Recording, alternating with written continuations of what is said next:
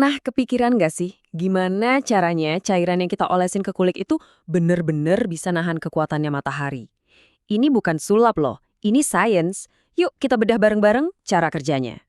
Oke, kita mulai dari pertanyaan dasarnya dulu. Kenapa sih matahari bisa sampai membakar kulit kita?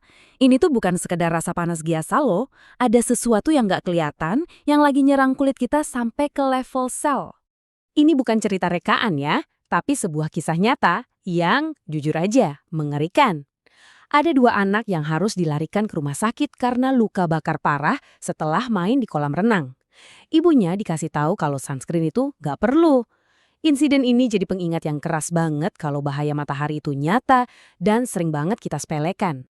Nah, jadi mari kita bedah masalah utamanya. Apa sih yang sebetulnya terjadi waktu kulit kita terbakar matahari? Ini bukan cuma soal kulit jadi kepanasan. Ada sesuatu yang tak kasat mata yang sedang bekerja di baliknya. Nah, ini dia biang keroknya. Bukan panas yang kita rasain, tapi radiasi ultraviolet atau disingkat UV yang sama sekali nggak kelihatan oleh mata kita. Energi inilah yang merusak sel-sel kulit dan bikin luka bakar yang sakit banget rasanya. Untungnya kita punya cara buat ngelawan. Secara garis besar, ada dua metode utama buat ngelindungin kulit kita. Dan cara kerjanya tuh beda banget. Anggap aja kayak kita lagi main game, terus harus milih antara pakai tameng baja atau baju zirah sihir. Yang pertama namanya sunblock. Sesuai banget sama namanya, dia itu secara fisik memblokir sinar matahari. Kandungan mineral di dalamnya, kayak zinc oxide atau titanium dioxide, itu kerjanya seperti jutaan cermin super kecil yang mantulin radiasi UV biar nggak kena kulit. Nah, itu juga sebabnya kenapa sunblock sering ninggalin bekas putih, karena itu emang lapisan perisai fisiknya. Oke, kalau sunblock itu tameng, nah sunscreen ini kayak pelindung ajaib. Alih-alih mantulin, senyawa kimia di dalam sunscreen justru menyerap energi radiasi UV yang masuk ke kulit. Terus, lewat sebuah reaksi kimia, energi berbahaya itu diubah jadi sedikit panas yang nggak berbahaya dan dilepaskan lagi dari kulit. Keren banget kan cara kerjanya? Jadi, mendingan tih yang mana dong? Gini deh, kalau kulit Anda tipe yang sensitif, sunblock yang fisikal itu pilihan lebih aman karena dia cuma kerja di permukaan kulit. Tapi kalau Anda butuh sesuatu yang ringan, nggak kelihatan dan tahan keringat buat olahraga, sunscreen kimia yang bekerja di dalam kulit itu juaranya. Pilihannya benar-benar tergantung kebutuhan dan gaya hidup Anda. Oke, sekarang kita udah tahu cara melawannya. Tapi, musuh yang kita hadapi ini sebenarnya kayak gimana sih? Ternyata, radiasi UV itu nggak cuma satu jenis. Ada 3 tipe utama yang perlu kita kenali. Coba deh lihat grafik ini. Ini nunjukin sesuatu yang penting banget.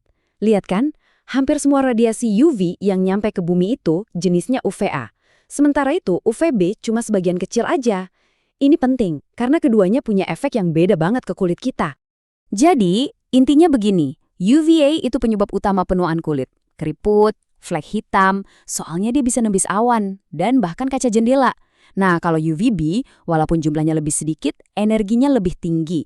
Dan inilah yang bikin kulit kita merah, kebakar, sampai melepuh. Terus UVC, wah ini yang paling bahaya. Tapi untungnya, lapisan ozon kita yang hebat itu udah ngeblokir dia sepenuhnya. Syukurlah ya. Dan inilah konsekuensi paling serius kalau kita terus-terusan terpapar UV tanpa perlindungan. Seiring waktu, kerusakan DNA dari radiasi ini numpuk di dalam sel kulit kita. Hasil akhirnya, risiko kanker kulit yang meningkat secara signifikan. Ini bukan main-main. Anda mungkin mikir kalau sunscreen itu penemuan modern kan? Eits, tunggu dulu. Ternyata keinginan buat ngelindungin diri dari matahari itu udah ada dari zaman dulu banget. Yuk kita lihat gimana perkembangannya.